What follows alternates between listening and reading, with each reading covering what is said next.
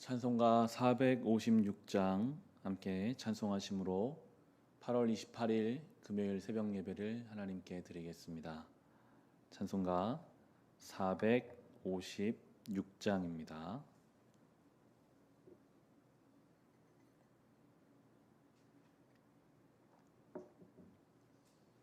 찬송가 456장입니다.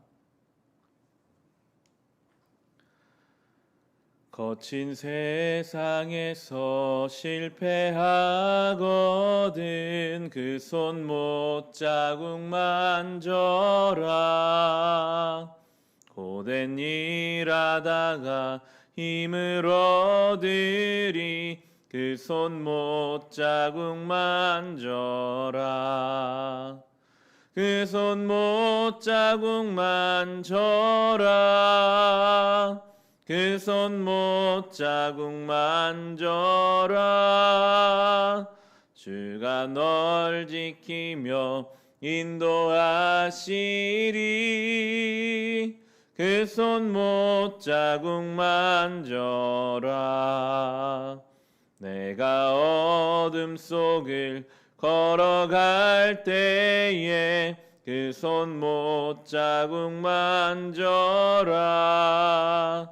주가 참 평안을 내게 주시리. 그 손 못 자국 만져라. 그 손 못 자국 만져라. 그 손 못 자국 만져라. 주가 널 지키며 인도하시리.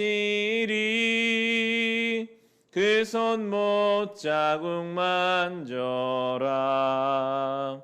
내가 부활의 주 따라가려면 그 손 못 자국 만져라. 내가 주 안에서 길이 살리라. 그 손 못 자국 만져라. 그 손 못 자국 만져라. 그 손 못 자국 만져라. 주가 널 지키며 인도하시리.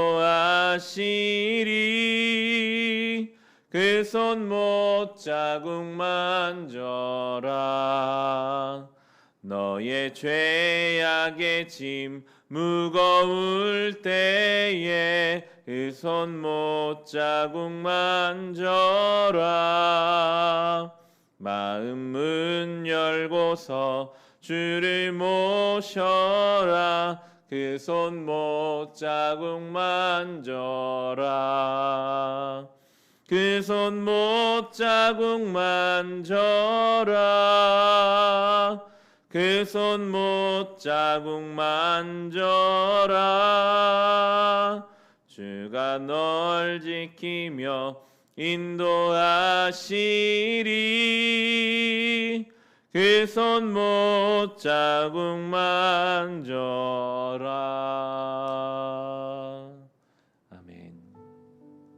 우리 함께 기도하실 때 우리 이 나라를 위해서 기도합시다.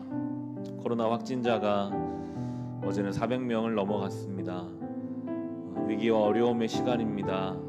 삶이 위축되고 정상적인 삶을 하기 어려운 때를 살아가고 있습니다. 교회에 교인이 보이지 못하고 학생들이 학교에 가지를 못하고 직장도 우리의 일상도 어렵고 두려움 가운데 있는 주님, 이 나라를 불쌍히 여겨주시고 이 전염병의 소요를 잠잠케 하시고 이 때를 잘 견딜 수 있는 힘을 주시고 지혜를 주시고 비난과 정죄가 아니라 사랑하는 마음과 서로를 붙잡을 수 있는 심령을 우리 가운데 허락하여 주시옵소서. 우리 나라를 위해서 함께 기도하겠습니다. 하나님, 참으로 어려운 때를 보내고 있습니다. 수백 명의 전염병 확진자가 날마다 생겨나고 언제 어디서 바이러스가 침투할지 모른다는 불안함이 이 땅을 흔들고 있습니다. 이미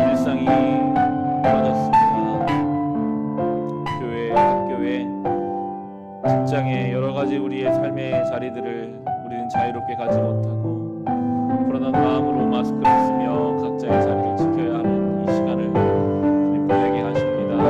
우리나라만이 아니라 전 세계가 하루에도 수많은 사람들이 전염병에 걸리고 그 목숨을 잃으며 삶의 많은 부분들이 마비되어가는 이 시대, 이 시간을 보내고 있습니다. 주님, 또 하나님, 아무리 인간이 뛰어난 것 같아도 아무것도 할 수 없음을 다시 깨닫습니다.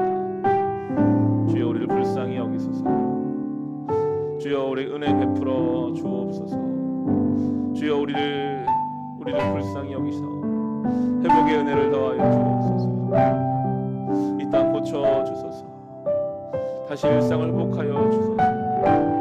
기도하는 것 외에는 주여 우리가 할 수 있는 일이 없음을 다시 깨닫사오니 전능하신 하나님 그 손을 펴사 우리를 불쌍히 여기시고 회복의 은혜를 더하시고 전염병의 모든 소요들을 잠잠케 하시고 이 긴 터널 같은 시간을 잘 빠져나갈 수 있는 힘과 지혜와 인내를 우리에게 허락하여 주옵소서. 비난과 정죄를 일관하지 않게 하시고 서로 보듬으며 붙잡으며 어려운 때를 잘 극복해 가게 하여 주시옵소서.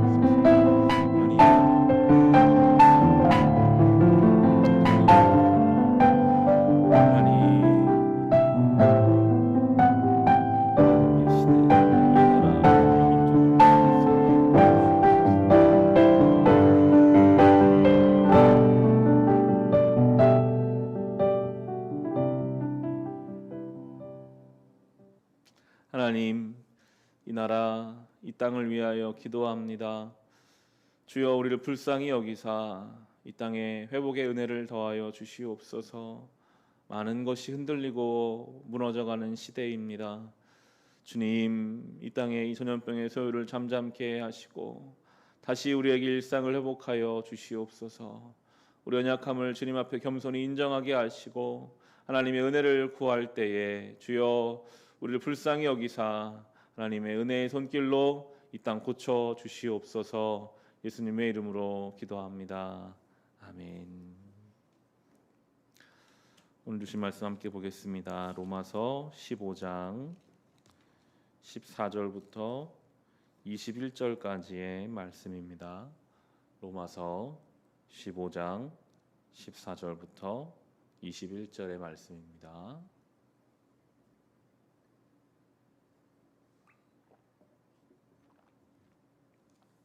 로마서 15장 14절에서 21절의 말씀을 함께 읽겠습니다. 나의 형제자매 여러분, 나는 여러분 마음에 선함이 가득하고 온갖 지식이 넘쳐서 서로 권면할 능력이 있음을 확신합니다. 그러나 내가 몇 가지 점에 대해서 매우 담대하게 쓴 것은 하나님께서 내게 주신 은혜를 힘입어서 여러분의 기억을 새롭게 하려고 한 것입니다. 하나님께서 이 은혜를 내게 주신 것은 나로 하여금 이방 사람에게 보내심을 받은 그리스도 예수의 일꾼이 되게 하여 하나님의 복음을 전하는 제사장의 직무를 수행하게 하시려는 것입니다.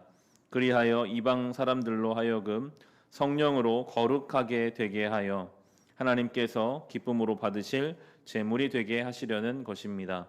그러므로 나는 하나님을 섬기는 일을 그리스도 예수 안에서 자랑스럽게 생각합니다. 그리스도께서 이방 사람들을 복종하게 하시려고 나를 시켜서 이루어 놓으신 것밖에는 아무것도 감히 말하지 않겠습니다. 그 일은 말과 행동으로, 표징과 이적의 능력으로, 성령의 권능으로 이루어졌습니다. 그래서 나는 예루살렘에서 일루리곤에 이르기까지 두루 다니면서 그리스도의 복음을 남김없이 전파하였습니다. 나는 이와 같이 그리스도 예수의 이름이 알려진 것 말고 알려지지 않은 곳에서 복음을 전하는 것을 명예로 삼았습니다. 나는 남이 닦아놓은 터 위에다가 집을 짓지 않으려 하였습니다. 성경에 이렇게 기록된 바 그의 일을 알지 못하던 사람들이 보게 될 것이요 듣지 못하던 사람들이 깨닫게 될 것이다 한 것과 같습니다. 아멘. 이 로마서를 통해서 우리가 함께 보고 있는 사도 바울, 그는 하나님께서 선택하신 복음의 전파자였습니다. 특별히 오늘 그가 밝히고 있는 것처럼 복음을 전파하는 그 대상은 하나님에 대해서 전혀 모르는 이방인들을 위해서 하나님이 택하신 사람, 그 사람이 바로 사도 바울이었고, 사도 바울도 그 하나님의 부르심을 분명하게 이해하고 있었습니다. 16절에 자기의 사명을 이렇게 고백하죠. 하나님께서 이 은혜를 내게 주신 것은 나로 하여금 이방 사람에게 보내심을 받은 그리스도 예수의 일꾼이 되게 하여 하나님의 복음을 전하는 제사장의 직무를 수행하게 하시려는 것입니다. 그리하여 이방 사람들로 하여금 성령으로 거룩하게 되게 하여 하나님께서 기쁨으로 받으실 제물이 되게 하시려는 것입니다. 바울이 은혜를 받은 것, 그런 다메섹 도상으로 가는 중에 은혜로 빛 가운데 예수님을 만났죠. 그 은혜를 받은 것은 그냥 그의 인생을 위해서만 하나님이 은혜를 주신 것이 아니라 그 은혜 안에 그가 깊이 들어가 보니까 하나님이 주신 부르심이 있었어요. 나를 통해 하나님을 전혀 모르는 저 이방 사람들에게 이 복음 전해지기를 원하시는구나. 그러면서 그 하나님의 부르심에 합당한 삶을 살아가죠. 바울이 고백한 이 사명 선언과도 같은 16절을 잘 들여다보면 우리가 같이 깨달아야 할 우리의 사명의 부르심들이 있습니다. 그건 저는 몇 가지 단어가 있었는데 그리스도 예수의 일꾼이라는 단어와 하나님의 복음을 전하는 제사장이라는 단어였습니다. 일꾼은 땀 흘리면서 일하는 사람이죠. 일꾼은 어떻게 말하면 낮은 신분이라고 할 수도 있겠습니다. 바울은 스스로 고백합니다. 나는 그리스도의 일꾼이다. 내가 내 지혜로 뭔가 하는 사람이 아니라 난 오늘도 주님 나라를 위해 땀 흘리는 일꾼이다. 그러면서 또 복음의 제사장이라는 이야기를 합니다. 제사장은 거룩한 신분이죠. 제사장은 하나님과 사람 사이를 이어주는 존재입니다. 우리는 오늘도 그리스도 일꾼으로 살아야 합니다. 그러면서도 하나님과 세상을 잇는 제사장의 역할을 감당하며 살아야 하죠. 그리고 바울은 이방 사람들로 하여금 거룩하게 되게 하는 그 일이 나의 부르심이다라고 고백해요. 나를 바꾸는 것이 아니라 나를 통해 다른 누군가가 하나님 앞에 거룩하게 되는 그 부르심에 자기 이야기를 하고 있습니다. 우리의 부르심도 그렇습니다. 우리를 통해 누군가가 하나님 앞에 거룩하게 되는 것, 우리를 통해 누군가가 하나님의 기쁨이 되게 하는 것으로 우리를 오늘도 부르고 계십니다. 이어지는 17에서 19절입니다. 그러므로 나는 하나님을 섬기는 일을 그리스도 예수 안에서 자랑스럽게 생각합니다. 그리스도께서 이방 사람들을 복종하게 하시려고 나를 시켜서 이루어 놓으신 것밖에는 아무것도 감히 말하지 않겠습니다.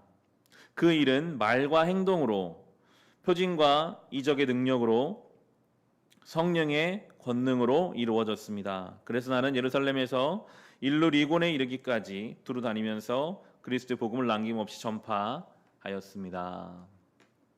바울은 말합니다. 나는 이 하나님의 부르심을 자랑스럽게 생각한다.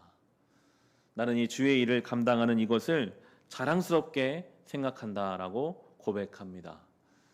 우리는 무엇을 자랑 삼아 살아가고 있을까요? 이 시대는 좋은 학교를 나오는 것, 좋은 차를 타고 좋은 집에 살고 좋은 옷을 입는 것을 자랑스럽게 여기는 시대요 세상입니다. 늘 그렇습니다.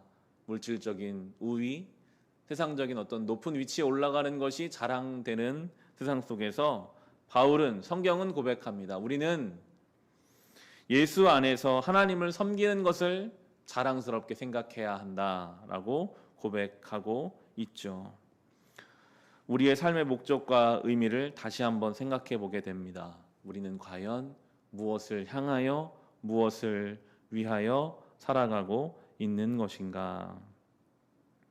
그러면서 바울은 이런 고백을 하고 있죠. 자기의 이 사명은, 이 사역은 18절 하반부터 보시면 그 일은 말과 행동으로, 표징과 이적의 능력으로, 성령의 권능으로 이루어졌다라고 고백합니다. 가장 먼저 나오는 것이 말과 행동이에요. 그러면서 그것이 앞으로 진행되어 갈수록 표징과 이적과 성령의 권능으로 이루어졌다라고 고백하는데요. 우리의 이 부르심에 합당한 삶, 하나님을 자랑스럽게 여기며 맡겨진 삶을 살아가는 그 시작은 말과 행동으로 되는 것이다. 저는 그렇게 묵상하게 되더라고요. 바울처럼 어떤 성령의 권능을 받고 특별한 경험이 있는 사람만 그 일에 부르심 받은 것이 아니라 먼저는 나의 삶의 자리에서 내가 정말 나의 삶의 방향이 하나님께로 속해 있음을 나의 말과 행동으로 감당해 갈 때 거기에 하나님이 때에 따라 성령의 권능을 주시고 이적을 주시고 하나님의 도우심을 허락해 주시는 것입니다. 바울이 이방 복음 전도자로 부름 받았다면 우리에게는 어떤 하나님의 부르심이 있을까요?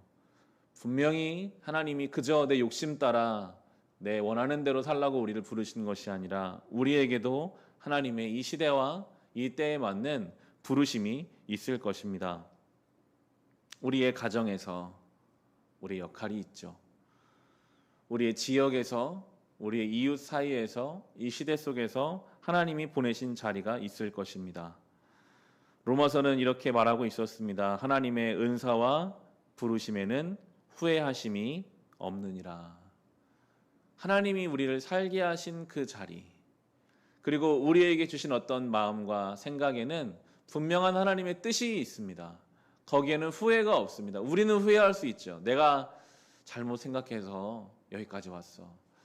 내가 그때 그렇게 해가지고 내 인생이 이렇게 됐어. 혹시 우리는 후회할 수 있지만 하나님은 그것까지 사용하셔서 오늘도 일하시는 분이시기에 하나님의 뜻에는 후회가 없습니다. 그래서 우리는요, 오늘도 우리의 삶을 하나님의 은혜와 복음 안에서 재해석할 수 있어야 돼요. 어제와 똑같은 오늘이라 할지라도 아무런 변화도 없고 감동도 없고 내 마음 열정이 없는 이 하루가 복음 안에서 재해석돼서 오늘도 나는 그럼에도 나를 부르신 하나님의 자리, 하나님의 그 뜻에 따라 살아야지. 나의 말과 행동 가운데 하나님의 성령의 권능이 붙을 거야. 내가 오늘도 바울처럼 나를 부르시는 그 부르심 맞게 살아가기를 사모할 때 분명히 하나님은 믿음의 눈을 뜨게 하셔서 다시 우리의 삶을 보게 하시고 가야 할 길을 밝히 보여 주실 것입니다. 바울의 삶은 세상적으로 보면 남긴 것이 거의 없습니다. 그저 몇몇 교회들을 개척하러 다녔고 남긴 것 없이 그는 순교당했죠. 예수님의 삶도 그렇습니다. 십자가상에서 30대 젊은 청년이 죽은 것, 세상적으로 보면 남긴 것이 없지만 저는 바울의 삶도 예수 그리스도 이 땅에 공생에도 분명한 하나님의 부르심에 합당한 삶이었기 때문에 그 어떠한 인생보다도 가장 밀도 있고 의미 있는 삶을 살았다라고 봅니다. 내 가야 할 길이 분명한 사람의 인생은요, 흔들림이 없거든요. 저기 가야 할 길이 분명하면 그 길을 향해 가게 되어 있습니다. 오늘 우리가 혹시 갈팡질팡하고 있다면, 오늘 우리가 흔들리고 있다면 그것은 우리의 부르심에 대한 불분명함 때문일 것입니다. 오늘 내가 가야 할 길이 분명한 인생처럼 당당하고 단순하고 분명한 삶은 없습니다. 바라기는 오늘도 우리가 가야 할 길을 예수 그리스도의 복음의 능력 안에서 밝히 볼 수 있어서 그 길을 향해 한 걸음 한 걸음 분명하고 온전한 발걸음으로 이 하루 살아갈 수 있는 저와 여러분과 우리 교회 될 수 있기를 주님의 이름으로 축원합니다. 시간 주신 말씀으로 같이 기도하실 때 하나님, 우리에게 부르심이 있을 텐데 주님 잘 모르겠습니다. 이 시대 속에서 우리 감당할 수 있는 것은 무엇인지, 예수를 믿고 교회를 다닌다는 것을 밝히기 어려운 때, 그것이 부끄러워지는 그런 때를 우리가 살고 있는데, 그러나 이때에 우리가 세상이 어떠한 것이 아니라 바울처럼 나는 하나님을 섬기는 일 때문에 자랑스럽다, 아버지, 그 고백을 하며 우리가 살아가기를 원합니다. 왜 우리의 삶이 갈팡질팡합니까? 좌우로 흔들립니까? 우리가 가야 할 길이 불분명하기 때문인데 오늘도 예수 안에서, 복음의 능력 안에서 우리가 가야 할 길을 밝히 알게 하시며 삶을 재해석하게 하시며 나를 보내신 삶의 자리에서 하나님의 부르심을 알게 하여 주시옵소서. 크고 대단한 일이 아니라 할지라도 오늘도 남편으로, 아내로, 부모로, 직장인으로, 이웃으로 나를 부르신 그곳 그 자리에서 하나님 복음의 능력을 가지고 살아가게 하여 주시옵소서. 받은 말씀과 개인의 기도 제목을 가지고 같이 기도하겠습니다. 예수님의 삶은 십자가를 향해 한 발 한 발 가시는 삶이었고, 사도 바울의 삶은 이방인의 복음을 무력화자의 삶을 사는 것이었습니다. 주님, 우리는 이 시대에 무엇을 향하여 달려가야 하겠습니까?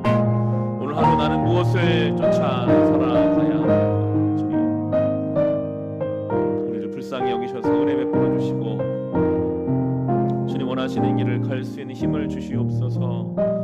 주여, 연약합니다.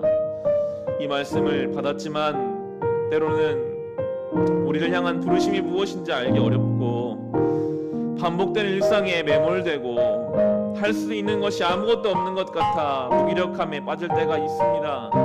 이것이 주님 우리의 모습입니다. 그러나 주님, 그런 우리를 위하여 주님 죽으셨고 오늘도 우리를 위하여 저 보좌 우편에서 우리를 위해 간구하시는 주님이 계시기에 오늘 믿음의 눈을 다시 떠서 우리의 삶을 보게 하소서. 우리가 달려가야 할 길이 어디에 있는지 찾게 하시고 알게 하시고 깨닫게 하시고 저 세상적인 관점과 가치로 자랑하는 삶에서 이제는 하나님 나라를 위하여 자랑스럽게 살아가는 주님 기뻐하시는 인생 되게 하여 주옵소서. 주여.